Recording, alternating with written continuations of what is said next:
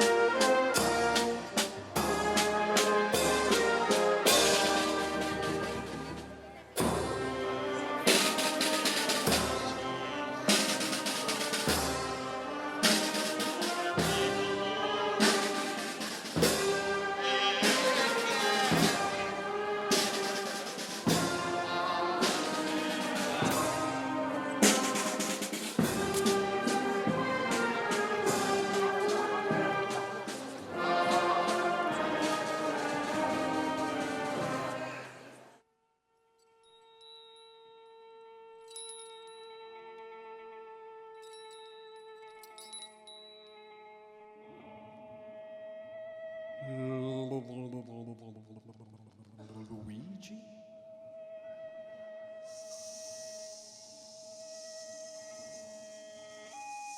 Serafini.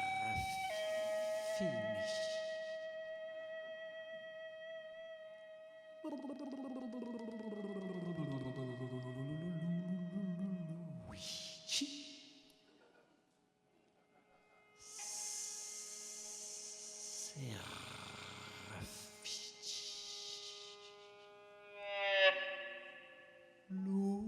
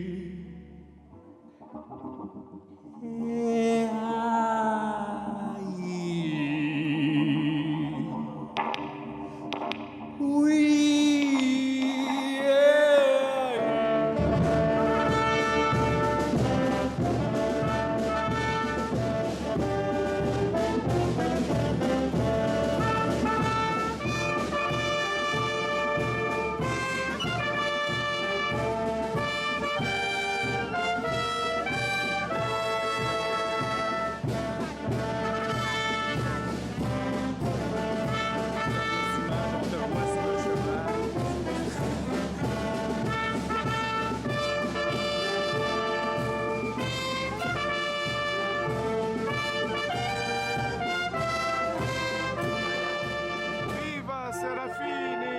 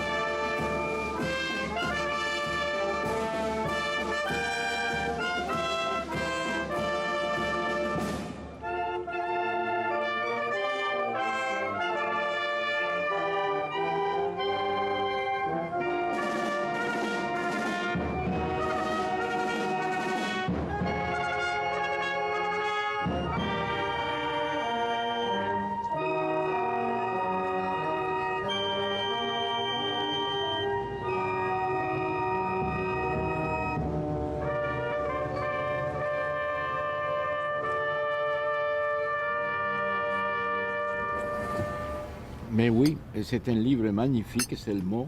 J'ai trouvé une écriture, des lettres, un graphisme qui est... Complètement produit de votre Mais imagination. si, il y a beaucoup de références à des alphabets. C'est une confusion d'alphabets. C'est extraordinaire.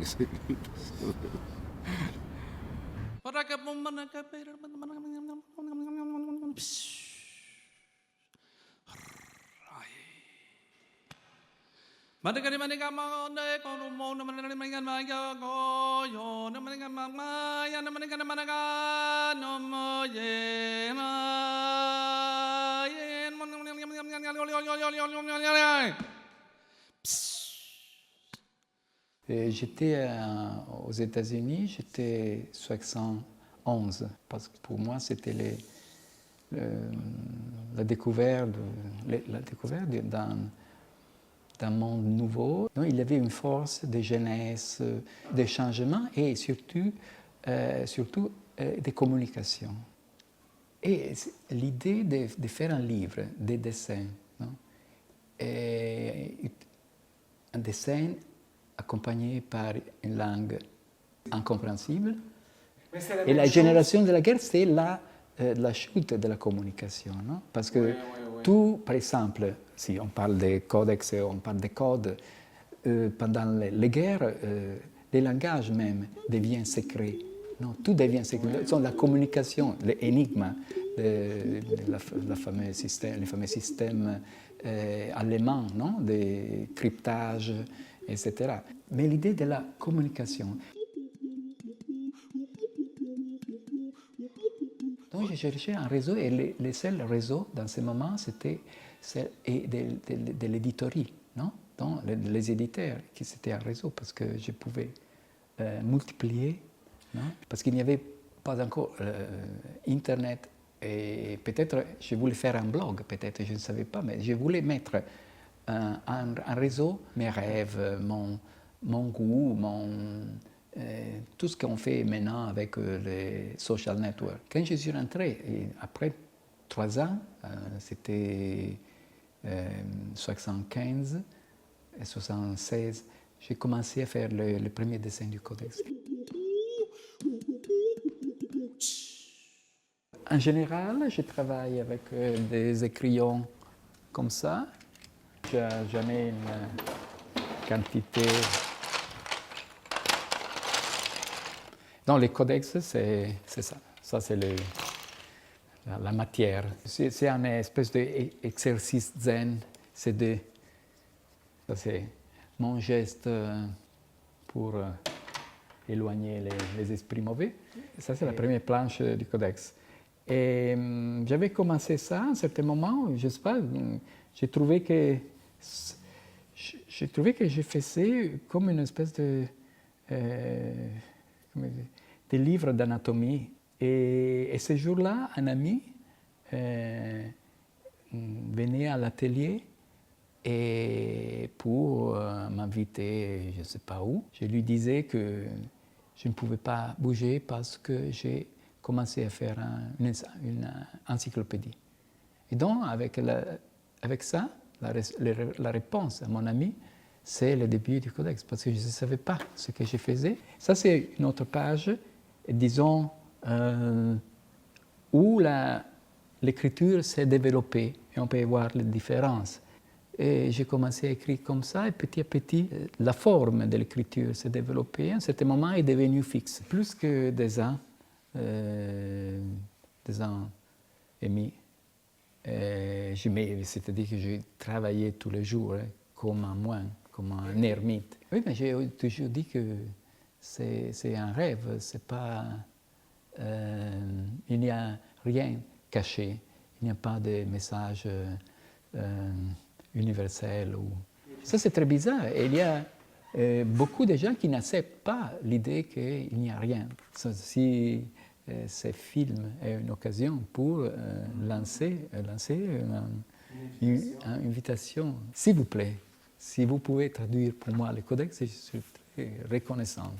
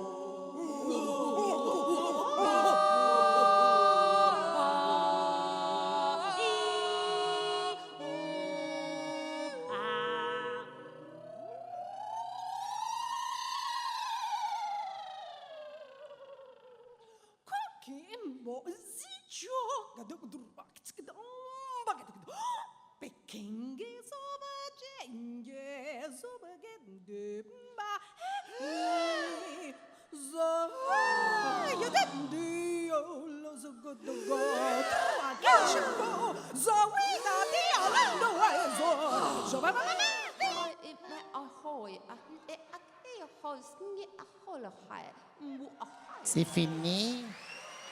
C'est fini. C'est fini.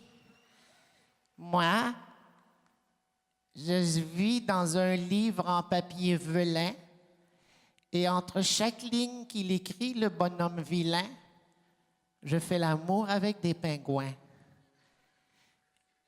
Et c'est pas évident,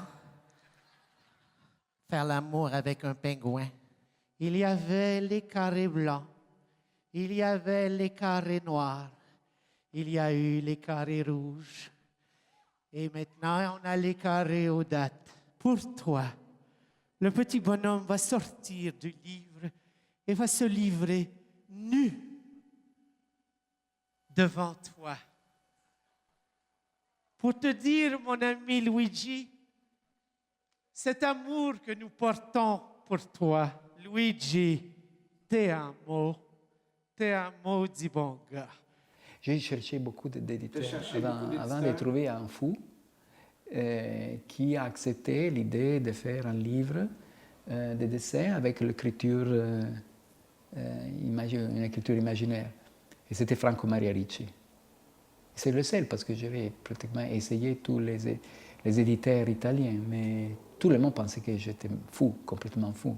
Qu'est-ce qu'on découvre quand on ouvre ce livre-là?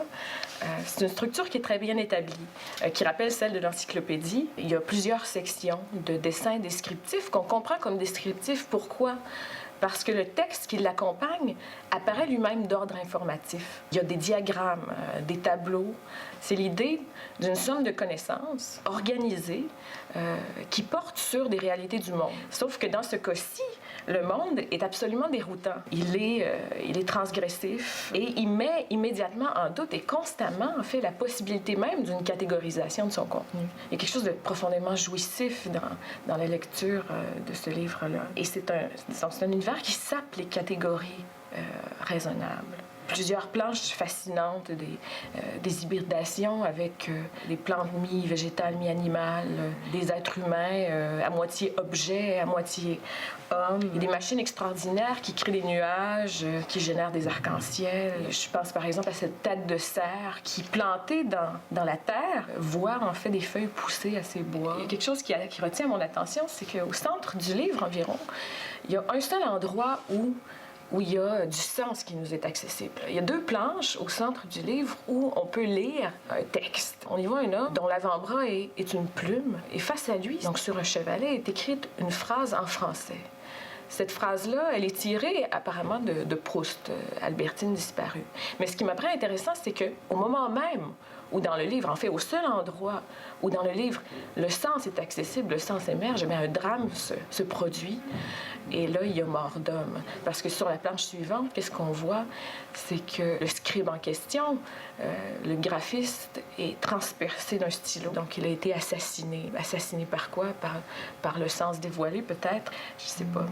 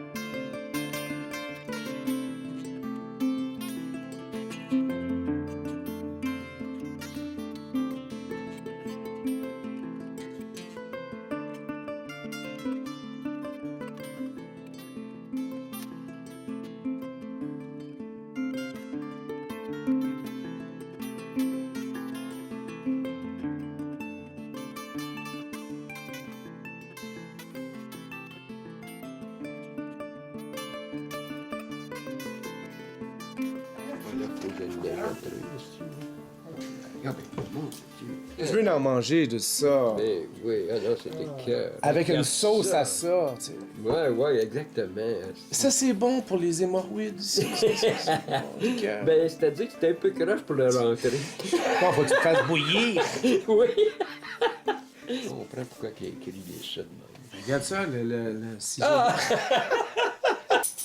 2 ans que j'ai presque je vivais de ça. Ça, en mangeant de l'air ou je sais pas. Oui, oui. C'était comme Tu faisais c'était une juste ça, espèce tu avais de besoin de transe. faire ça. J'étais en transe. Comment ça paraît? J'allais te demander si c'est t'étais sur tellement l'acide. beau. Non, pas d'acide. Non, juste la transe normale. Seulement un peu de vin rouge. Ah oui, italien. Quelquefois, oui. Chaud. J'adore le mot tabernacle. Nous autres, là, ça fait 4 ans que c'est la Bible de l'Université de philosophie. Enfin, un livre qu'on comprend rien, puis c'est pas grave.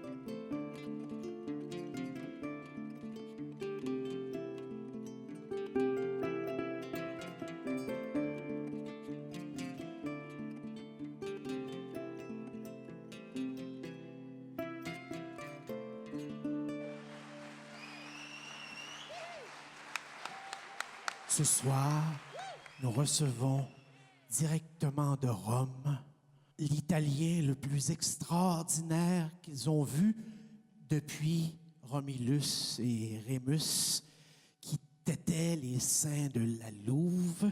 Tout ce qu'il a fait dans sa vie, cet homme-là, c'est dessiner chez lui des petits bonhommes, des petites bonnes femmes, des petites affaires bizarres, sans jamais penser qu'un jour, dans une ville, se réunirait dans un temple pour lui rendre un éloge à la créativité italienne de Luigi Serafini.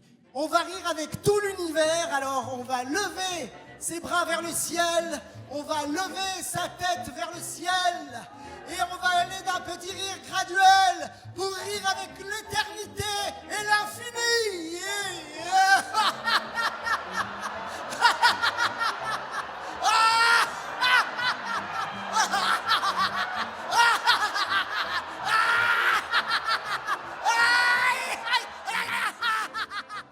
Je suis un homme-femme. Je suis un enfant vieux. Je suis une ride qui guide une larme dans le livre sacré qui a été écrit par le cardinal Luigi Serafini. Et pour lui, j'ai décidé d'enfanter le monde, ouvrir mes entrailles de femme et laisser sortir de moi la créativité italienne et aboutir enfin dans le talon de la botte chez ma tante Cécile. Et voilà, c'est le petit Luigi.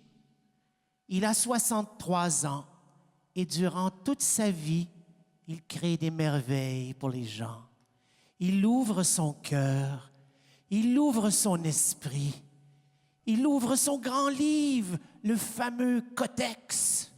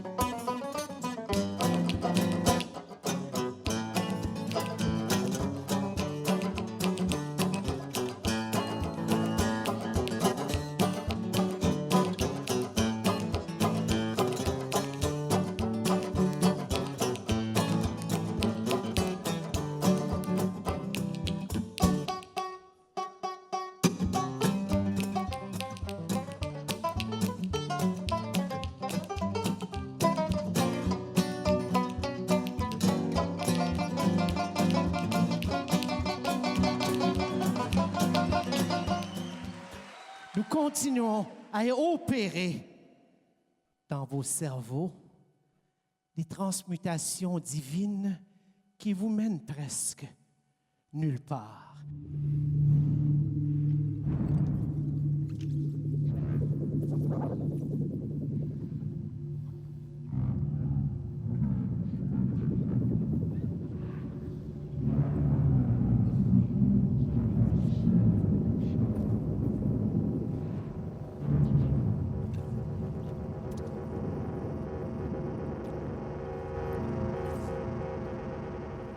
La phase paradoxale relation donc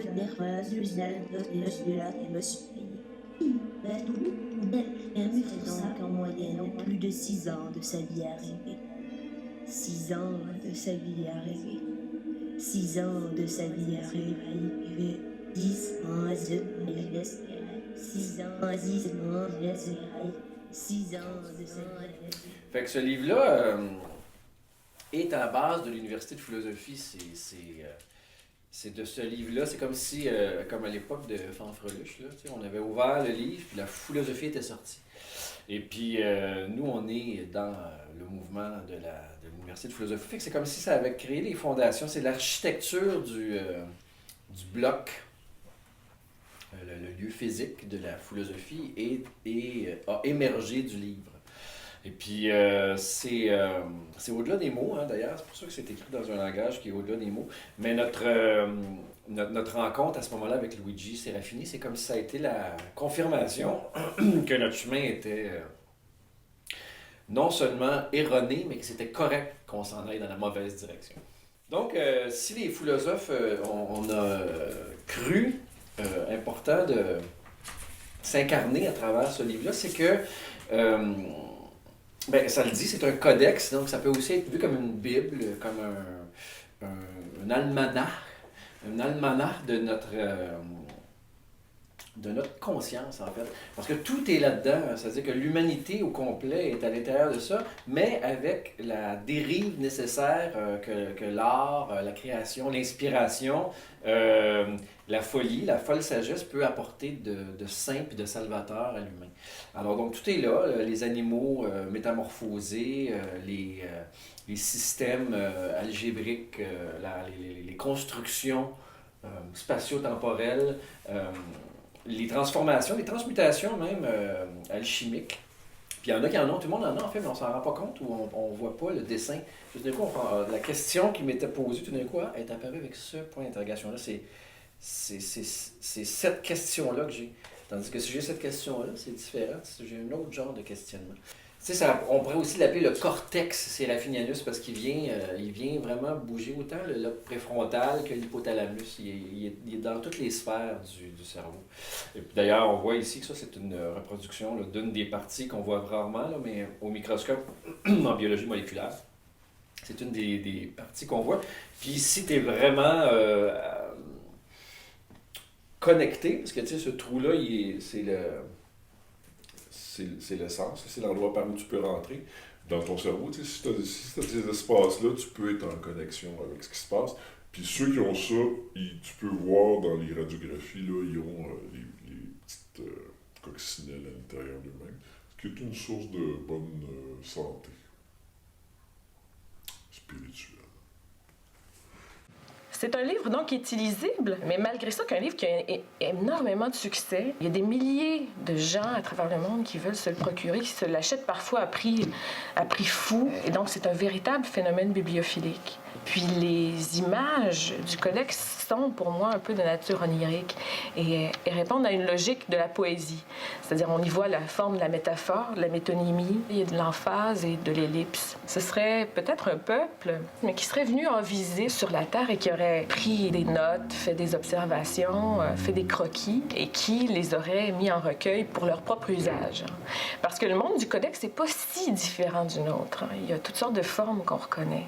Et moi, je le qualifierais davantage de rêvéaliste, c'est-à-dire que c'est une sorte de fondation de la possibilité d'une confusion parfaitement horizontale du rêve et de la réalité, sans distinction de valeur. Certaines planches rappellent en fait, c'est ça, l'univers du rêve, mais aussi du cauchemar. Je pense par exemple à cette planche où on voit des squelettes qui attendent patiemment d'être recouverts de peau sur une table de chirurgie par des êtres très inquiétants. Le codex, pour moi, c'est aussi l'idée d'un livre de loi, comme on dit, un code civil. Donc ça peut être peut-être considéré comme un livre de loi créatrice pour l'auteur lui-même, Luigi Serafini, mais pour nous aussi, d'une certaine façon.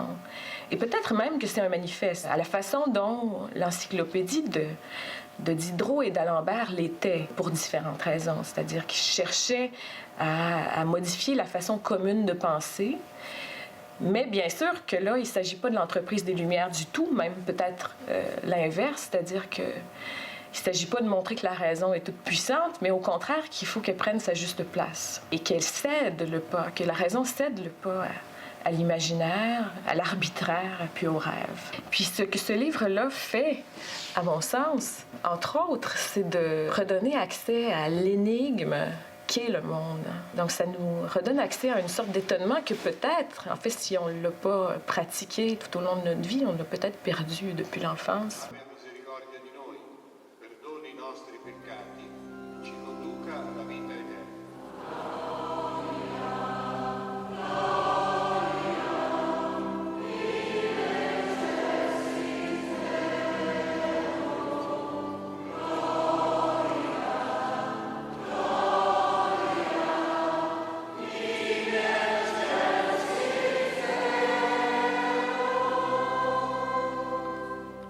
Pace in terra agli uomini di buona volontà. Noi ti lodiamo, ti benediciamo, ti adoriamo, ti glorifichiamo, ti diamo grazie per la tua gloria.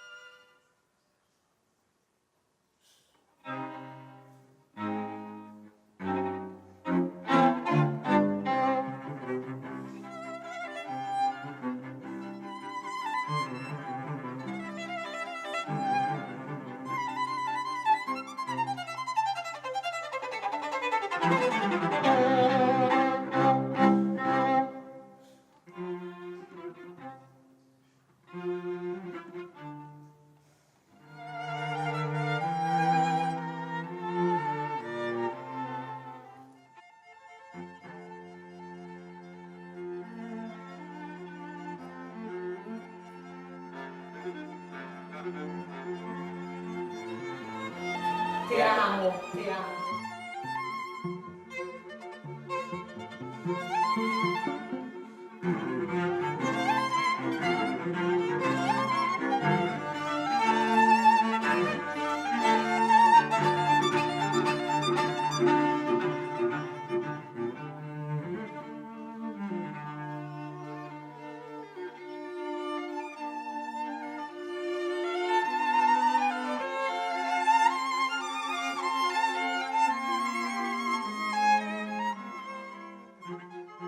Il y a un dessin que j'ai fait pour, au début du film La Voix de la Lune de Federico Fellini.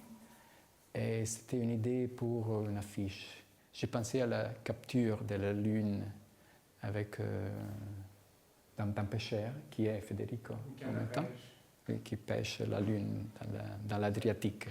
Un exemplaire des sirènes que j'ai fait pour le métropolitain, le métro de Naples. Et à la sortie de la station Mater Dei à Naples. Et ça sont des peintures, étaient 4 tableaux. Et c'est une maquette parce que c'était une maquette pour faire de grands tableaux de 4 mètres par dé. C'était un concours. Et je n'ai pas vaincu. Et tu n'as pas gagné? Pas gagné. Et là, il y a 2 bronzes aussi. Un bronze où il y a la capture du demi-thon. Et le demi-thon, c'est un poisson coupé en deux. Et là, la tête entre dans la Méditerranée et la queue reste dans l'Atlantique. Non? Pour plusieurs mois. Parce que c'est un moment que le demi-thon est plein d'énergie et les pêcheurs sont là à Gibraltar à les capturer. Donc à Naples, non, il y a les crèches, non? La tradition des crèches, des statues en céramique, etc. Et souvent, les crèches ou les autres choses sont reconstruites dans des espèces de boules de verre, des cylindres de verre, etc. Donc, quand j'étais petit, j'étais vraiment fasciné par l'idée de mettre un monde sous verre. Ouais. Et bon, j'ai fait... Ça, c'était un travail que je faisais pour... c'était 2001. Et c'est avant les Twin Towers. C'était la période des vaches folles. Ouais, et tout le monde parlait des vaches. Alors, j'avais fait une exposition tout dédiée à les vaches, aux problèmes. Non? Et je vais inventer des choses qui... Ça, c'est un jeu, une tauromachie. Oui, tauromachie. Avec tu vois, les Mexicains qui doivent mettre l'anneau dans le... Oui, ça. Et ça, ici, il y a des Mexicains qui partagent la performance. Et ça, c'est autre chose, mais même idée de la crèche. Et c'est un paysage lunaire, je ne sais pas, avec des créatures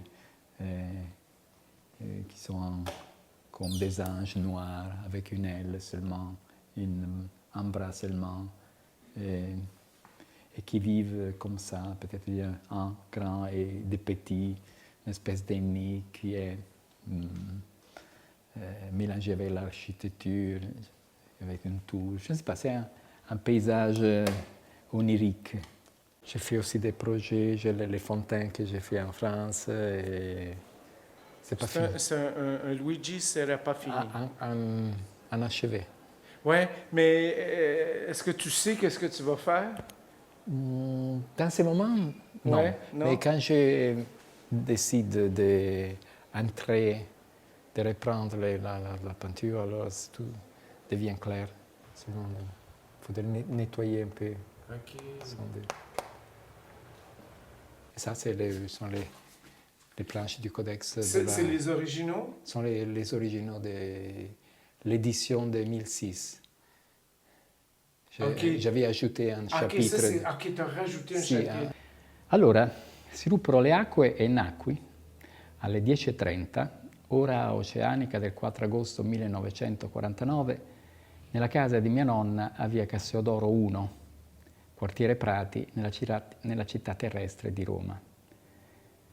Era una giornata qualsiasi per i passeri Italie, che avevano nidificato come ogni anno tra gli alberi della prospicente scuola elementare Umberto I. Ma non era così per mia madre e neanche per me, che mi trovavo all'improvviso a respirare una strana miscela di ossigeno, azoto e pulviscolo atmosferico. Non lo sapevo ancora, ma stavo cominciando a esistere per me e per gli altri. E infatti fui subito pesato. Un inizio simbolico della mia interazione con le leggi della gravitazione universale, pensò mio padre ingegnere, ma subito dopo fu preso dal dubbio perché se nell'universo nulla si crea e nulla si distrugge, il peso complessivo del pianeta, nonostante la mia nascita, non poteva essere mutato di un grammo. E pensò che per la stessa ragione a un certo punto loro, i miei genitori, avrebbero dovuto lasciarmi il posto. Un po' si dispiacque con se stesso, un po' con Newton, e se ne andò in cucina a bersi golosamente uno yoga. Luigi, hai un pochino una testa molto particolare, no? Però anche, sì, sicuramente c'è questo filone creativo che fa parte proprio della sua esistenza, però è anche una persona molto dentro la realtà, non è una persona che fugge dalla realtà. Fin troppo, Luigi, sei dentro la realtà e certe volte dovrebbe fuggire e pensare solo alla sua arte, no? Perché invece è molto in contatto con tutto, con i problemi sociali, con la politica, con le persone anche, con i problemi delle persone. Il y a des dessins qui sont tout à fait contre la violence, il y a contre la guerre, etc. etc.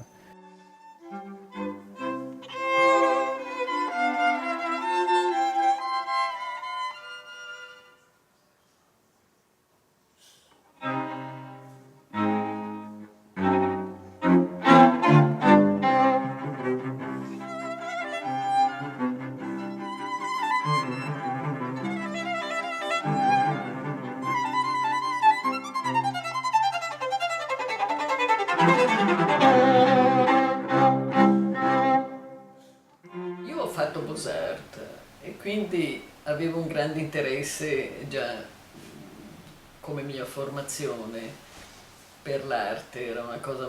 E poi appunto mio padre, avevamo la casa pienissima di opere di tantissimi artisti, quindi è stata un'educazione da sempre, no? Questo contatto con l'arte. E poi quando ho visto le cose di Luigi mi sono piaciute semplicemente perché aveva una strada autonoma rispetto ai canoni obbligati dai critici d'arte italiani e anche stranieri che in quegli anni, anche 20 anni fa più o meno, valorizzavano solo determinate cose, no? E non prendevano in considerazione un certo tipo di linguaggio molto ricco, molto fantasioso, che poi sperimentava diverse tecniche, perché dal disegno alla pittura, alla scultura, e niente, poi la grande ricchezza della sua creatività è molto, mi affascina molto.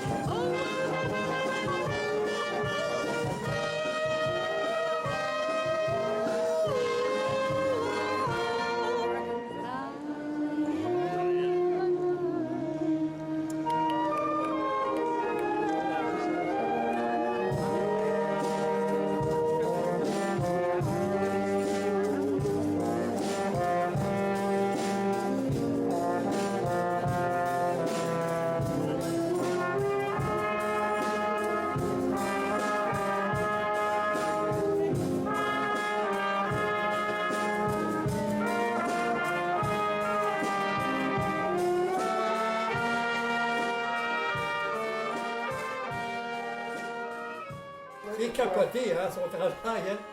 Sacrement, c'est que c'est beau, hein.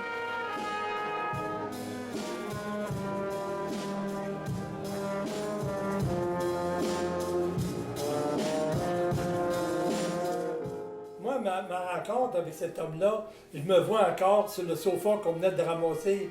Luigi était assis à ma droite sur le sofa qui était comme ça. On a regardé le soleil descendre.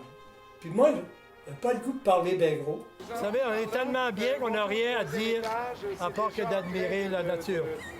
Il est comme tout le monde, hein? Mais il a compris qu'en dedans de nous, on a quelque chose de bien extraordinaire si on se donne la peine d'aller au fond.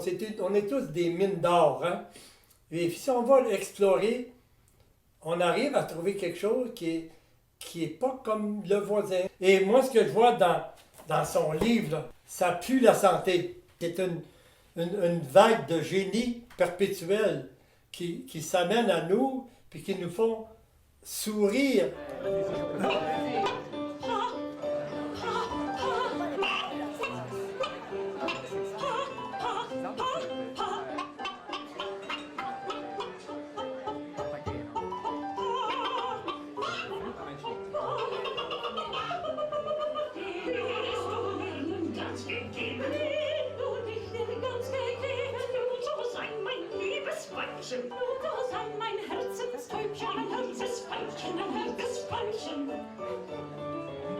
Welche Freude wird das sein? Welche Freude wird das sein? Die Götter uns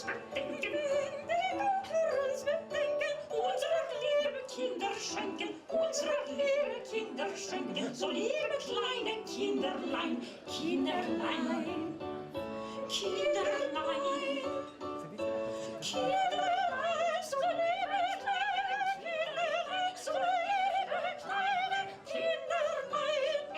Erst einen kleinen Papageno, dann wieder eine Papagena, dann wieder eine Papagena, dann wieder eine Papagena, Papagena, Papagena, Papagena, Papagena, Papagena, Papagena.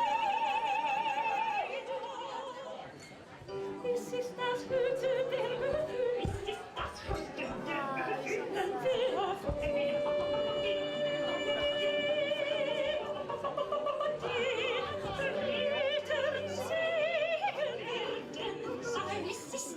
Hüte der Gefühle, es ist das Hüte der Gefühle.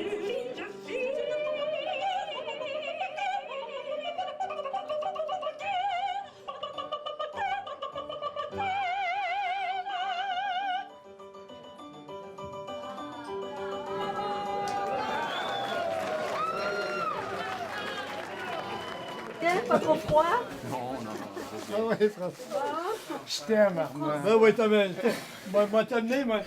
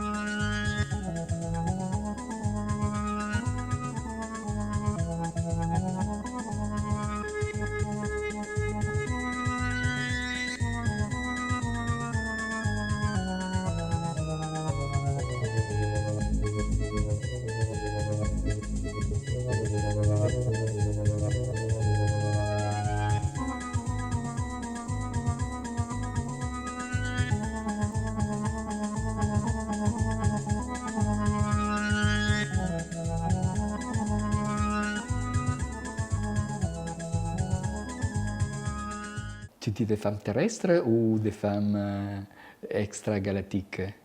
Parce Mettons, que Thérèse. j'ai eu des expériences avec aussi des femmes ok, extragératives. ça m'intéresse, Il y en a ça. beaucoup. Ah oui? Mais il y a aussi les femmes imaginaires qui sont...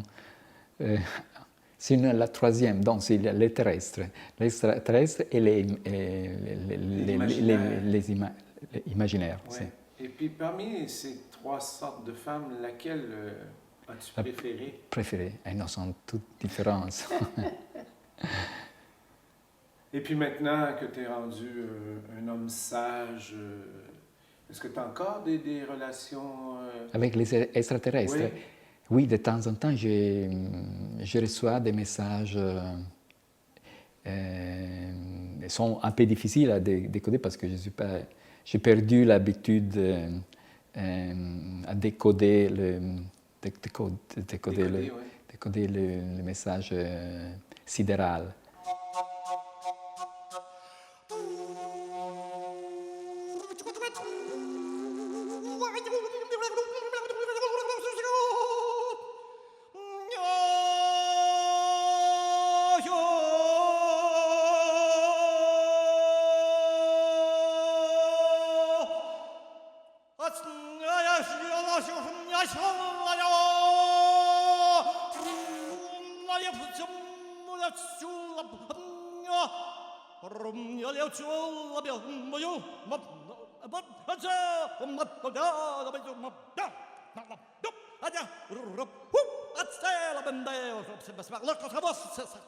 C'est certain. On s'en va pas ailleurs. Non, non, non, non, mes amis. C'est par ici.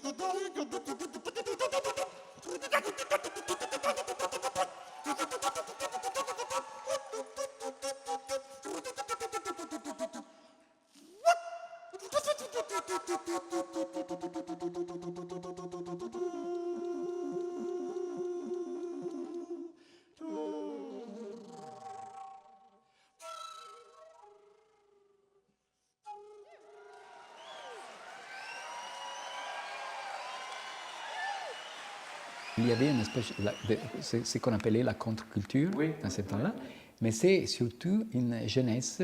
Il y avait millions de jeunes dans ce moment. Donc, ça veut dire quelque chose, non? Il y avait une masse critique de jeunes qui ont changé. Et sans la masse critique des jeunes, le changement est très difficile. Parce qu'il y avait une masse critique de jeunes à la Révolution française, à la fondation de Rome. Le changement, c'est... En physique, c'est quelque chose non, qui a changé l'état d'une matière, etc. Il faut rejoindre la masse critique. Puis,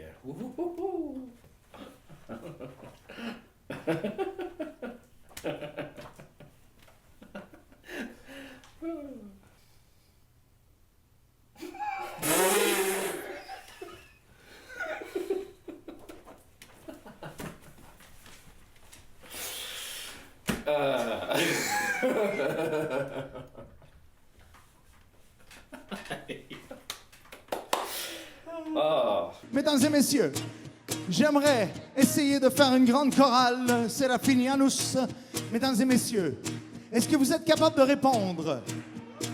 Oui? Est-ce que vous êtes capables de répondre dans des drôles de langues comme celle du Codex? Allez, on va essayer ceci. Attention. Allez. Allez, tout le monde.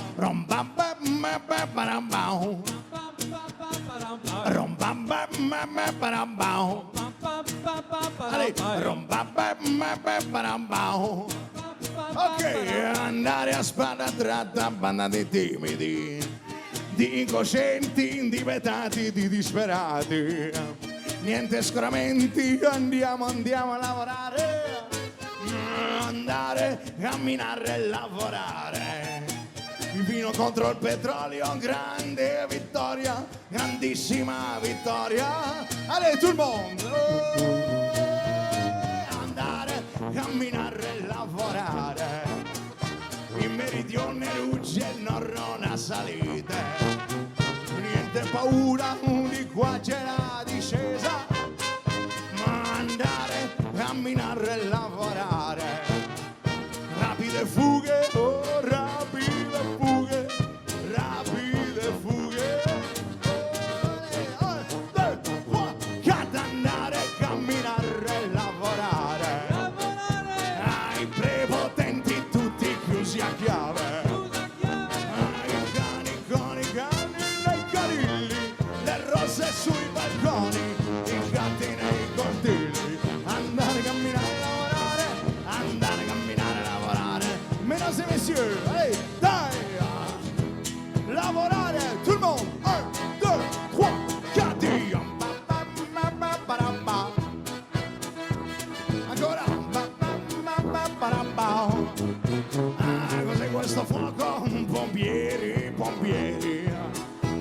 siete seri, puntuali, spegnete questi incendi. Nei conventi o nelle anime, nelle banche.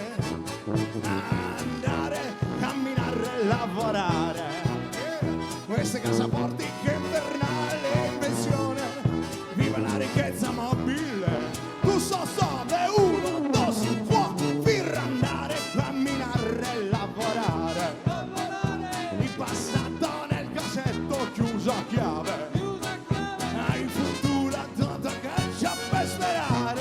Il presente per amare. Non è caso di scappare. Andare, camminare, lavorare. Andare, camminare, lavorare. Può, che oh, andare, allez, encore plus haut. Camminare, oh, oh, dai. Oh, lavorare, encore plus haut. Andare, camminare, lavorare. Io che vero, andare, camminare, lavorare. Oh, i prepotenti tutti chiusi a chiave.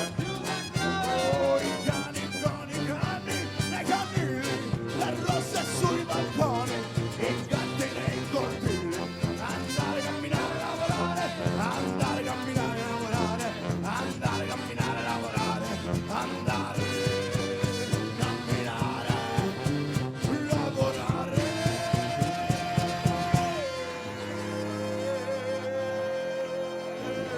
Un dernier coup de bord, attention.